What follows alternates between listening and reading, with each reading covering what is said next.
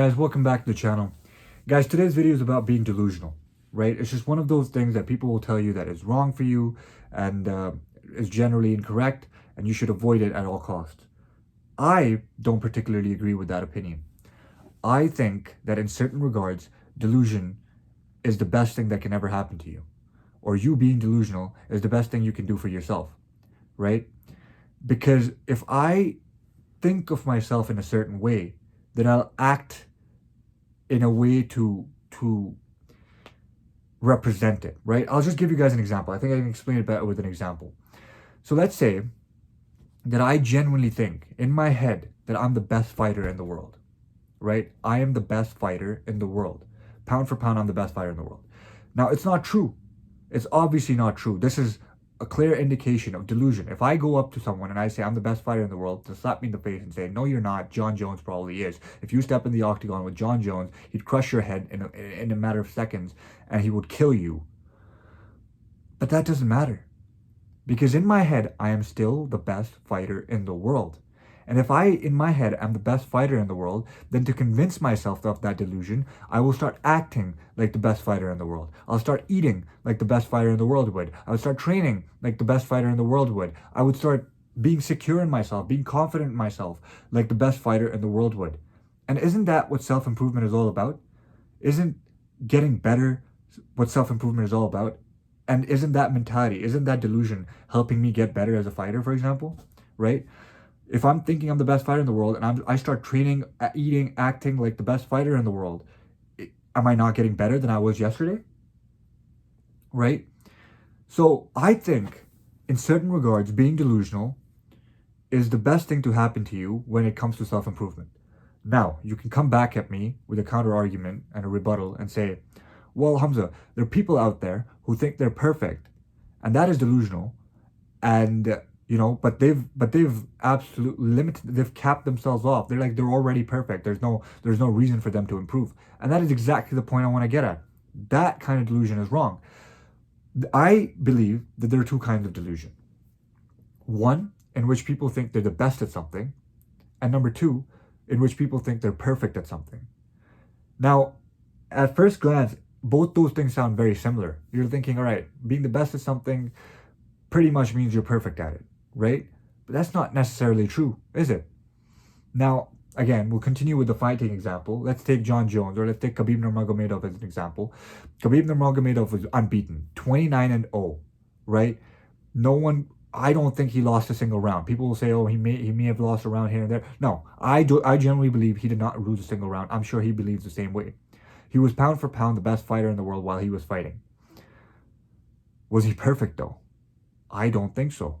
If you ask him, I'm sure he would say, I don't think so either. He would point at flaws in his striking game. He would say, I can get better at striking. But when he was believing that he was the best fighter in the world, he was training like one. He was eating like one. He was acting like one, with humility, with people wanted to be like him. People wanted to follow him into battle. People would be like, all right, if this guy's our leader, we're going to see wherever he takes us. We're going to go there without asking questions. That's the kind of personality he exuded. That's the kind of presence, aura that he exuded, because he genuinely believed that he was the best in the world at it. Did that mean he was perfect at it? No. And that's the dangerous kind of delusion, where people genuinely think they're perfect at it. For example, again, I'll give you guys another example. I know people that are not particularly the most attractive people in the world, right? But you go up and ask them, like, all right, rate yourself out of 10, and they'll say, I'm a 10. I'm perfect. Well, no, you're not. And that's delusional, and that's the wrong kind of delusion, because now you've capped yourself off. There's no going above 10. You're never going to improve. If you already believe you're perfect, then there's no improvement for you. You get what I'm trying to say? But if you believe that you're the best, then you start acting like you're the best. If you start acting like you're perfect, that's prideful, that's wrong, that's bad. But if you start acting like you're the best, that's good, because you keep getting better. You start doing all the things that the best people would. What does someone who believes they're perfect do? Nothing, because they have nothing more to do. They're like, well, we're perfect. We don't need to be doing anything. But what does someone who thinks they're the best do? they go out and keep working hard to stay the best because they understand that someone else can take over. Someone else can become better and become the best, because you can never reach the limit of perfection. You can never attain perfection. Hence, someone else can just get better. So they keep training hard. They keep working on their craft. They keep doing whatever they need to be doing to be the best at whatever they think they're the best at. So that's my point, guys. Be delusional in a way that you think that you're the best at something. And I'll tell you guys why it worked for me. I've always been delusional. Like from the time I can remember, I've just said to myself that I'm the best. Right? I remember from 13-year-old, I think this is a ritual of mine that I do before every single exam. Since grade 9 I've done it. I don't think I've ever missed an exam that I've given without doing this. Before the exam, 5 minutes before the exam, I'll go to the washroom. Right? I'll make sure no one's there. I'll look myself in the mirror and I'll say, you are the best in the world, Hamza. You are the best in the world. You are the best in the world. There's no one better than you. There's no one who can do this exam better than you. If anyone can do it, you can do it. Right? And now I know this sounds cringy. I know this sounds pathetic. But it works for me. My confidence when I walk into an exam room, when I'm going to be tested, is through the roof. I know I'll find a way. I don't know the answer, I'll cheat. I don't care. I'll do whatever I have to do to be the best. Now I'm not saying that you guys should go in and do all these bad things, but I'm just making the point that when I go into that room, I am not worried. Because the best is not worried. Because the best knows they put in the work. Because the best knows their abilities. That just takes all the stress away from me. And that moment also makes me work hard in the exam and before the exam. Because if I genuinely want to tell myself that I'm the best and truly want to believe it, then I must have acted like it too. Right? I must have trained like it too. I must have studied like it too. If I genuinely want to believe something, I can't just believe it out of thin air. I can't just believe it out of thin air, can I? I can't just tell myself and then believe it. No, if I genuinely want to believe something I'm telling myself, then I need to put in the work so that I can look back and be like, why am I telling myself this? Well, okay, here's the reason. Here's the backing. Here's my prerequisites. I've filled out those prerequisites. Hence, I'm telling myself this. So now I can genuinely believe it. You get what I'm trying to say? And I've been like this, guys. Since 13 years old, I would go around grade 8, I remember. I'd go around saying I'm the best in the world. My email address, Hamza BITW. It's in my name. And sometimes I genuinely believe that the world has told me to not be delusional to such an extent that it's made me kind of a pussy, where it's taken that edge away from me. And I want to go back to that middle school mindset again, where I would go around saying I'm the best in the world. I'm the best in the world. And people will generally ask me, what are you the best at? I don't know. I don't care. Whatever.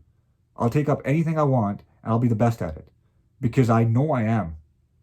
Because I know I have the capabilities to be the best at anything in the world. I don't care what it is. If I put in the hard work, if I genuinely want to put in the hard work, and I genuinely want to be the best at something, I will be the best at something. I will be the best at that thing. No matter how long it takes, no matter what I have to put myself through, I'll be the best at it. It doesn't matter. That's the mindset I had in middle school. And I think it's toned down a little bit because the whole world, everybody around me just keeps telling me, oh, you're delusional. Oh, be humble, you know? And humility has its place. My friend and I were having this conversation yesterday that humility has its place. But so does being extremely confident as well.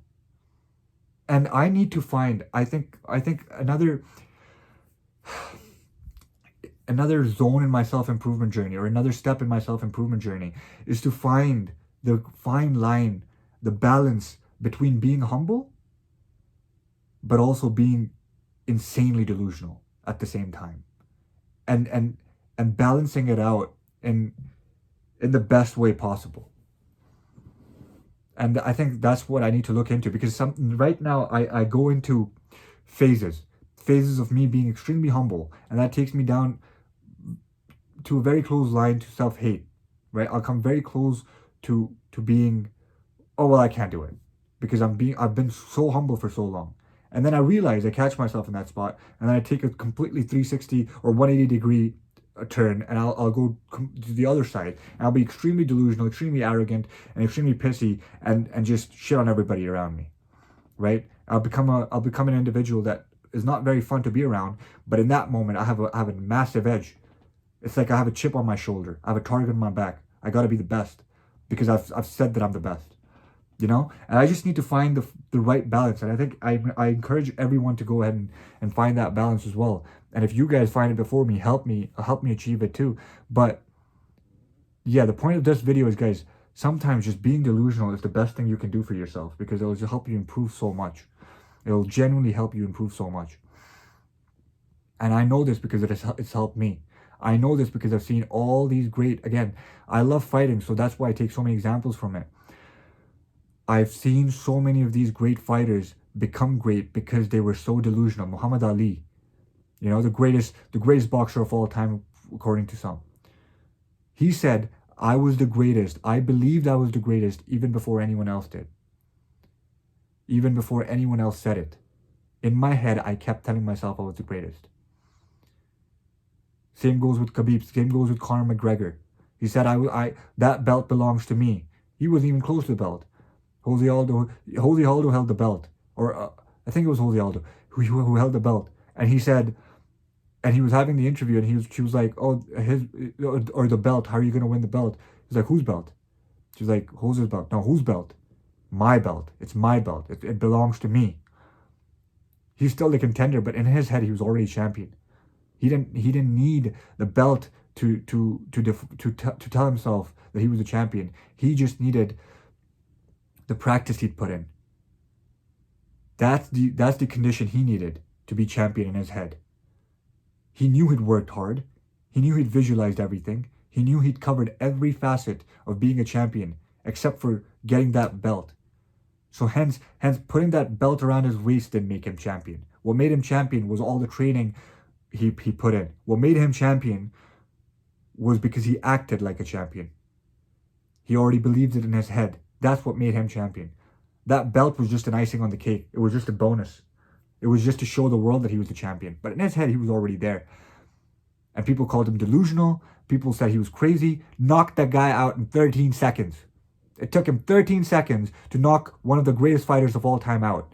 Because in his head, he knew he'd already won. He knew he was already a champion. So in that fight, he fought like a champion. Same goes for Khabib. Same goes for John Jones. Man stepped into heavyweight, 3 years no fighting. But in his head, he knew he was the greatest fighter of all time. He stepped in it, finished his opponent in what, matter of 30 seconds, 45 seconds? That's what I'm talking about, guys. Have a certain amount of delusion. Don't let it affect other people. Don't shove it in other people's faces. No, don't do that. But in your head, just believe it.